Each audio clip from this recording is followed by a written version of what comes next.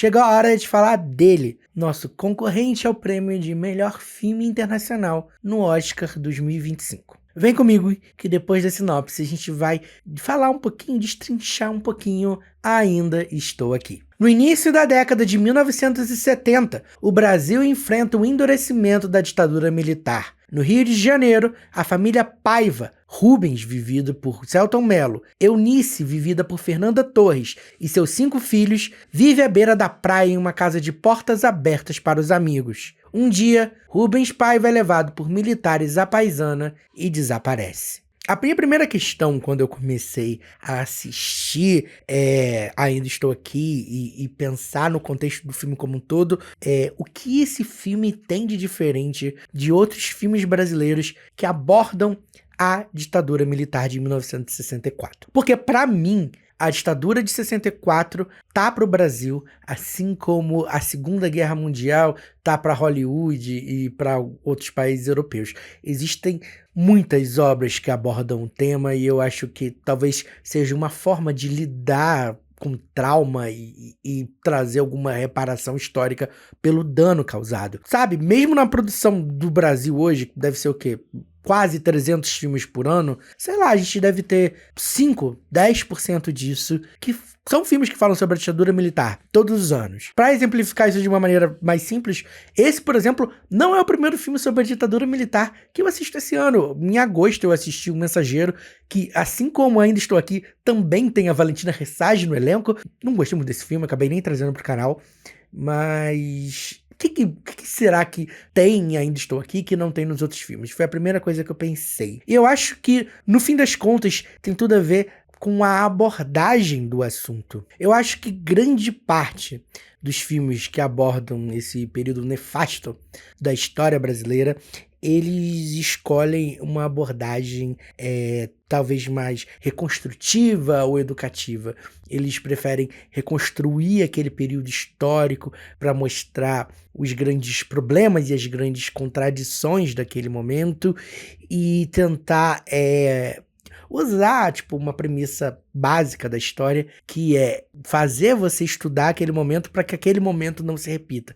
Então eles estão muito mais preocupados em reconstituir aquele momento, do que propriamente contar uma narrativa, contar uma história dentro daquele lugar, daquele espaço. Geralmente são histórias baseadas em histórias reais, mas que não tem muita preocupação com o fio narrativo em si, que inclusive é um dos grandes problemas de Um Mensageiro que eu citei antes. E aí que eu acho que entra a diferença, porque Ainda Estou Aqui parte de uma abordagem muito contida, muito pequena, muito íntima ali, né, que tá contando, de qualquer maneira, uma história baseada numa história real, né, Rubens Paiva, a família Paiva, todo mundo ali realmente existiu, realmente tava ali, mas ele parte daquele microcosmos, daquela história íntima daquela família, para contar a história de centenas de pessoas.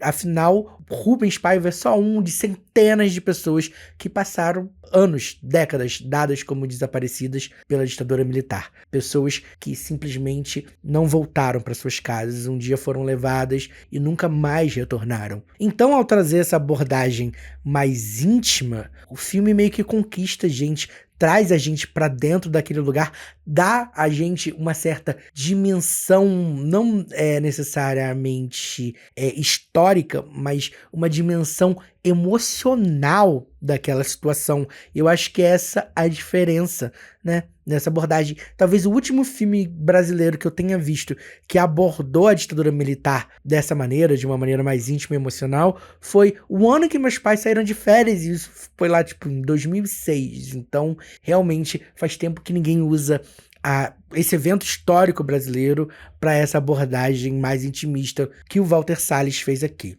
Eu tô lendo o livro, né, Ainda Estou Aqui, do Marcelo Rubens Paiva. Nessa capinha preta tá o meu leitor de e-books, ó. E eu tô gostando muito do livro.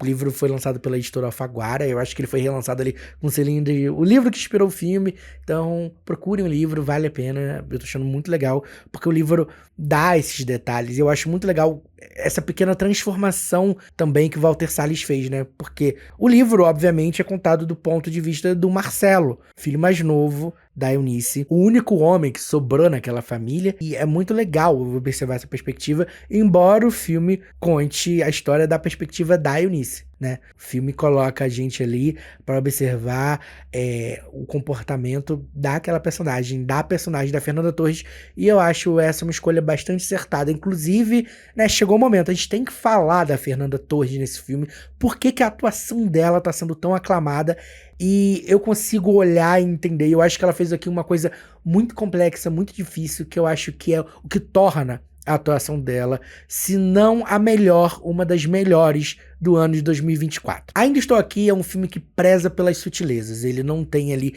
grandes momentos, porque geralmente quando a gente fala de grandes atuações, de atuações que concorrem ao Oscar, existe aquele momento de grande explosão, de grande carga emocional, em que aquela atriz, aquele ator vai dar tudo de si. E é ali que a gente... É aquela pequeno trecho do filme que vai ser mandado para os votantes do Oscar. A Fernanda dá vida a Eunice, que é uma mulher muito contida, que é uma mulher rígida, que é uma mulher que tá ali entrando em rota de colisão e tentando acertar o prumo, e que ela meio que vai enterrando os sentimentos, vai guardando tudo dentro dela.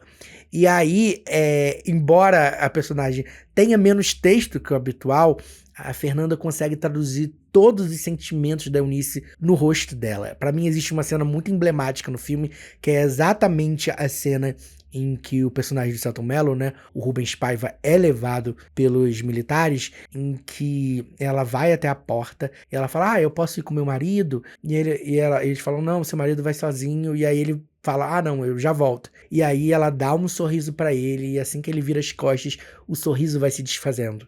E é ali que a gente entende que ela sabe que ele não vai voltar mais.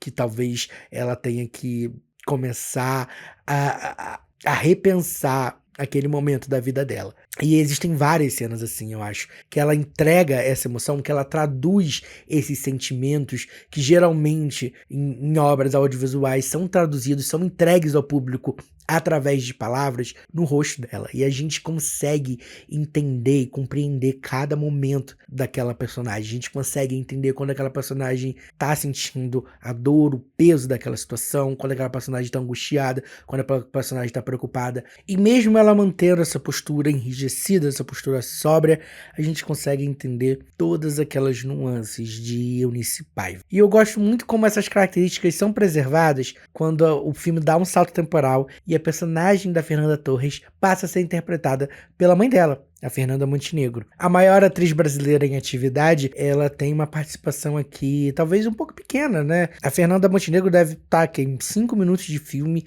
ela não tem uma única linha de diálogo, e mesmo assim é muito marcante, é muito notável, é muito incrível ver ela em cena. Quem também tá de parabéns aqui é a equipe de design, de produção, de fotografia, que conseguiu reconstruir um Rio de Janeiro dos anos 70 muito incrível. Pra gente que consegue olhar como um todo e percebe essas pequenas coisas, é muito legal ver essa reconstrução de um Rio de Janeiro de 50 anos atrás que não existe mais, e como isso foi muito bem caprichado, foi feito de uma maneira muito meticulosa e que ajuda a gente a entrar dentro desse filme. Eu acho muito incrível. Para não dizer que eu acho que é um filme perfeito, porque eu não acho, eu acho que o filme, ele passa grande parte das suas 2 horas e pouquinho sendo essa obra bastante contida, para ali nos minutos finais, ele ficar um pouco over, passar um pouquinho da medida,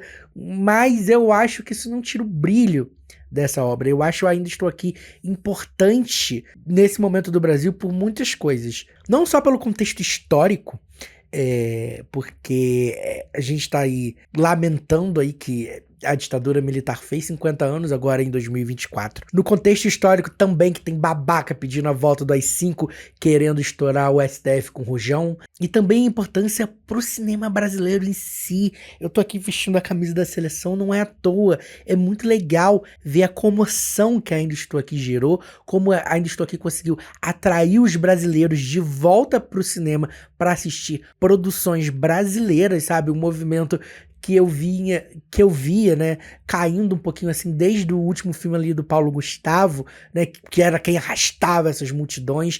Agora eu tô vendo as pessoas, os brasileiros voltando a ir ao cinema para assistir filmes brasileiros e mais torcendo, sabe? Você entra nos vídeos de Ainda Estou Aqui falados em inglês, os comentários são tipo assim, os brasileiros engajadíssimos na internet, querendo fazer esse filme acontecer. E eu acho isso muito legal, porque não só aumenta a visibilidade da nossa produção nacional, que é incrível e que espero que esses brasileiros que foram assistir Ainda Estou Aqui comecem a tomar gosto pela coisa e assistir outros filmes brasileiros no cinema, outros filmes brasileiros no streaming. E eu espero que todo esse engajamento brasileiro sirva para levar a gente até o prêmio máximo, o prêmio da Academia, o Oscar. Eu espero que Ainda Estou Aqui concorra em todas as categorias que a Sony Classics, né, a distribuidora do filme nos Estados Unidos, resolveu inscrever o filme. O filme foi inscrito em diversas categorias, como melhor atriz para Fernanda Torres, melhor ator coadjuvante para Selton Mello, melhor diretor para Walter Salles e, claro, melhor filme internacional. Vamos torcer, vamos ver se o filme consegue chegar aí na lista final dessas categorias. Vamos descobrir em breve. E se você chegou até aqui, não esqueça de deixar o seu like, se inscrever no canal e ativar o sininho para não perder nenhuma novidade. No momento que eu tô gravando esse vídeo, Ainda Estou Aqui está em cartaz nos cinemas brasileiros. Então, se eu fosse você, se você ainda não assistiu, corre lá. Prestigie essa grande obra do cinema nacional. O filme deve chegar em breve à Globoplay numa versão estendida. Então, se você chegou nesse vídeo atrasado, confere o link aqui na descrição para saber onde assistir o filme. Pra Ainda Estou Aqui, eu dou 5 estrelas. Em algum lugar desse vídeo agora deve estar aparecendo o meu arroba e eu convido você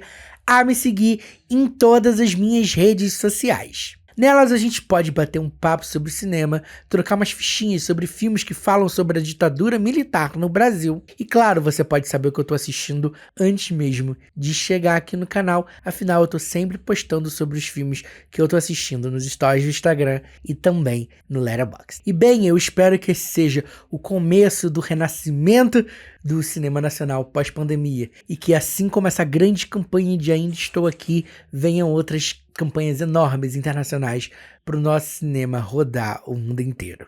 Até o próximo filme.